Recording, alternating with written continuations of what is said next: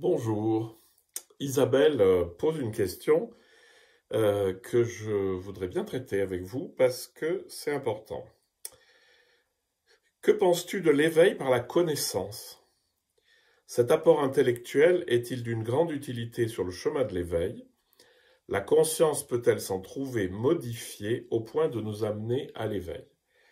Alors je pense qu'il y a une grosse ambiguïté à lever, c'est sur le mot connaissance et sur le rapport avec l'intellectuel. On confond souvent la connaissance et les connaissances et l'intellect avec intellectuel. Et ça, c'est un vrai problème. Donc, je vais vous dire ce que je comprends dans ces mots pour essayer de comprendre ce qu'il y a dessous. Parce que la spiritualité, c'est une question de connaissance, à part que c'est pas une connaissance intellectuelle, justement. La connaissance à laquelle on parvient par l'éveil, par la spiritualité, c'est l'éveil de la conscience, mais pas de la conscience avec des contenus mentaux. Donc, une première impasse, c'est peut-être de se dire que on peut connaître, on va dire Dieu ou l'essentiel de la spiritualité par l'intellect. Et ça, c'est un vrai problème, parce qu'il y a beaucoup de gens qui vont vous dire, oui, mais Dieu est inconnaissable par les sens, donc on ne peut le comprendre que par l'intellect, c'est-à-dire ma capacité à penser. Et je me souviens quand j'étais au monastère, on disait, oui, ben voilà, Dieu est pur intellect, etc. Et on confondait intellect et intellectuel. Je ne comprenais pas, je ne voyais pas comment Dieu pouvait être pure capacité de penser. Ben parce qu'il ne s'agit pas du tout de ça. Le problème, c'est la mécompréhension du mot intellect. Intellectus, qui vient du grec et qui est la connaissance en tant que capacité d'absorption de la réalité. La réalité s'imprime en moi et c'est ça la connaissance. Et c'est à distinguer des connaissances. Les connaissances sont beaucoup plus des petites choses qui ont rapport au langage, alors que la connaissance fait l'économie du langage, puisque c'est juste quelque chose s'imprime en moi.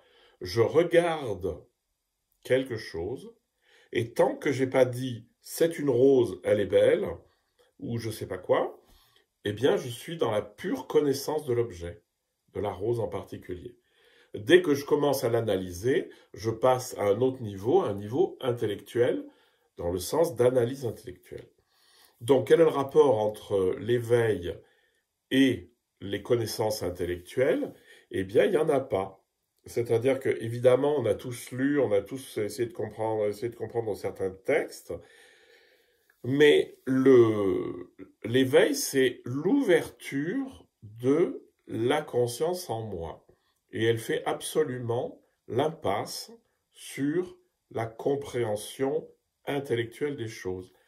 Alors, évidemment, quand on est noyé dans le mental, c'est pas mal d'avoir un peu d'orientation intellectuelle pour se dire, ben voilà, c'est par là qu'il faut aller chercher. Mais se contenter du contenu intellectuel pour croire qu'on va toucher Dieu, ce que beaucoup de théologiens croient, hein, c'est que parce que j'ai compris Dieu intellectuellement, ben non, ils n'ont pas l'union à Dieu. Si on utilise ce vocabulaire-là.